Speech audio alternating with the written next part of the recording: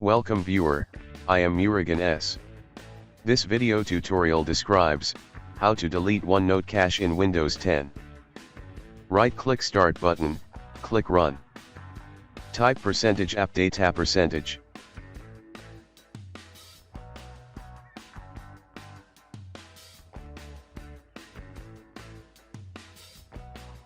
Click Up Data. Click Local Folder. Click Microsoft folder.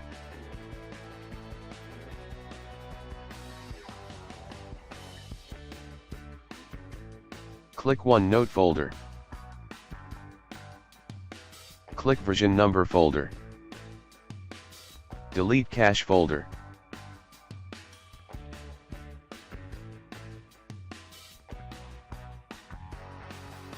Close and exit OneNote application.